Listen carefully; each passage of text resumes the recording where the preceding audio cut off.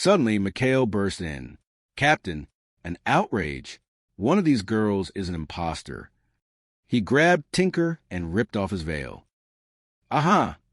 Mikhail shouted. "See? A phony Balinese bunny." The Sultan stood up, trembling with rage. "You debase the dignity of my daughters? You allow sailors to dress as my kin? I will raid your—" "Washington." "Sir, wait!" Binghamton cried. "I didn't know. It was Mikhail." In the chaos, the real boat returned, the real princess slipped back in, and the Sultan was eventually sued with a gift of ceremonial American cigars, black market, courtesy of Gruber. Binghamton ended the night by accidentally walking into a closet and being locked in by a confused Parker.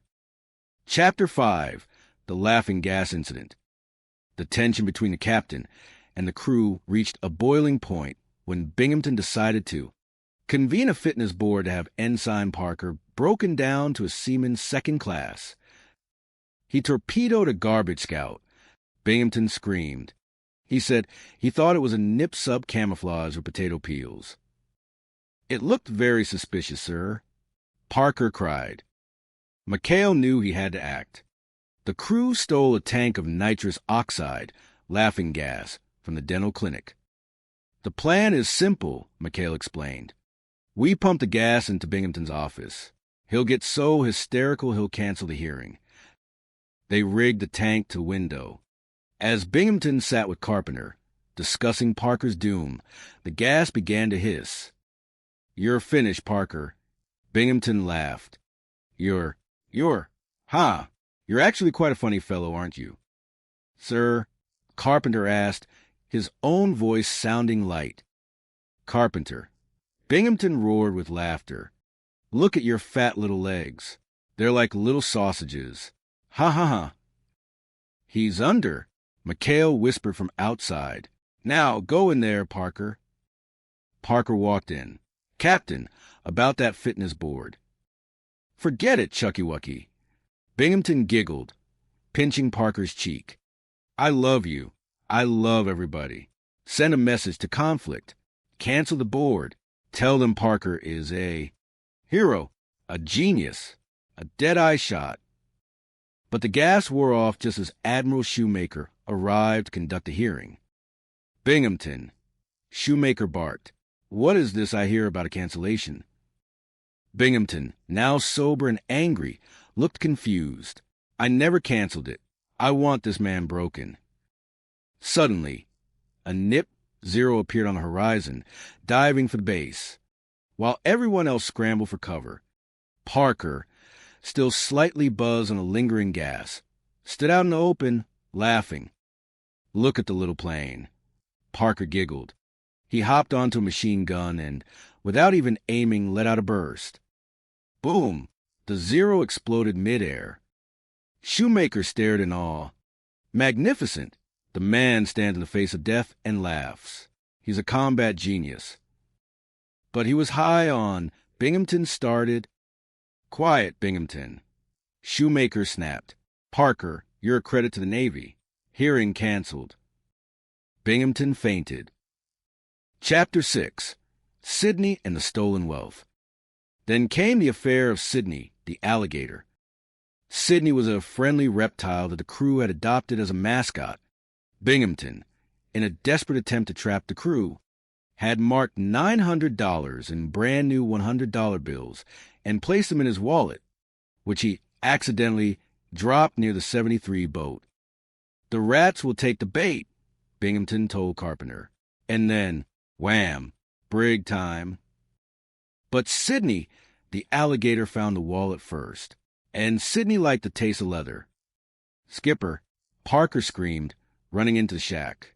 Sydney ate the captain. "What?" Mikhail shouted. "I found Sydney with the captain's ID card in his mouth. That's all that's left of him." The crew began to celebrate. Hip, hip, hooray for Sydney. But Binghamton appeared, very much alive and very much enraged. "Where's my wallet? You thieves! You stole $900. "Sir," Mikhail said, "the alligator stole it. Sidney, he's in the shack. An alligator? Do you think I'm a fool? Parker, you're under arrest for grand larceny. The court-martial was a circus. Parker acted as his own defense attorney.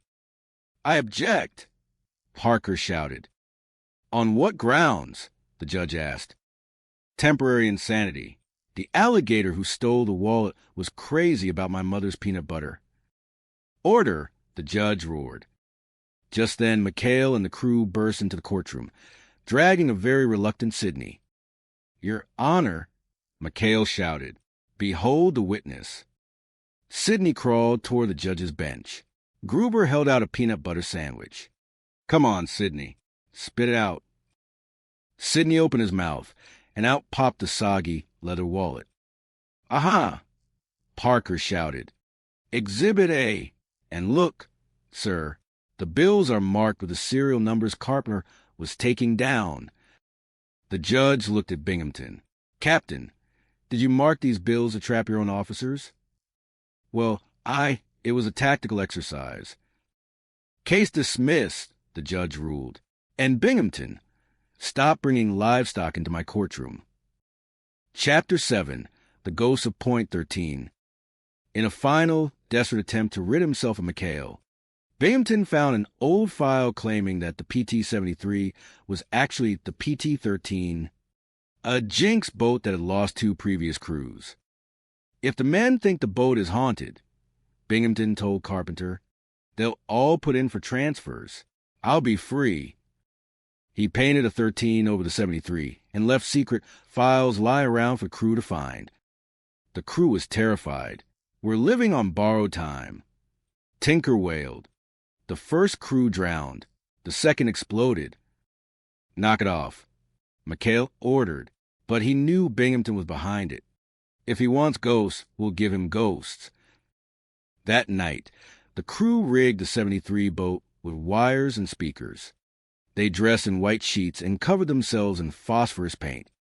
Binghamton was sitting in his office, gloating over the transfer papers the crew had signed in terror, when the lights went out. Who's there? Binghamton whispered. Whaley, a ghostly voice echoed. McHale, is that you? Suddenly, 3 glowing figures appeared at his window, floating in midair, actually hanging from a CB crane. We are the ghosts of PT-13, the figures wailed. We've come for your soul, Wally, unless you give us the transfers. Take them. Binghamton screamed, throwing the papers out the window. Just leave me alone. The next morning, McHale walked into the office, looking perfectly normal. Morning, Captain. Something wrong? You look like you've seen a ghost. I know. Nothing. Just give me back my 73-foot numbers. Chapter 8. The New Caledonia Payroll. The grand finale of the Terratupa Chronicles took place in New Caledonia. Binghamton had been forced to use a 73 boat to pick up a $62,000 payroll. If they steal this, Binghamton told Carpenter as they secretly followed in a plane, they'll go to Leavenworth for life. But Parker actually managed to lose the money. He was hit over the head by a group of French thugs near a racetrack. I saw a girl's ankle. Parker cried when he woke up. She had a birthmark, a little brown heart on her right ankle. The crew spent the next 6 hours checking the ankles of every woman in New Caledonia. It was an exhausting and frequently violent endeavor. Not a birthmark in sight, Skip, Gruber reported, nursing a black eye from a very angry French grandmother. Suddenly, McHale spotted the thugs. They were heading for a boat with a payroll bag. There they go, after him. A high-speed chase through the streets of Numia ensued. The thugs ducked into an old fort and stashed the money in an ancient, decorative cannon. Binghamton and the MPs arrived just as McHale caught the thugs. Where's the money, McHale? Binghamton demanded. Produce it or you're finished. Cap it. Finito. It's in the cannon, sir, Parker shouted. The cannon? Liar. There's nothing in there. Just then a nip zero, a stray from carrier group, roared overhead, strafing the fort. "Take cover," McHale yelled. Parker, in a moment of pure, unadulterated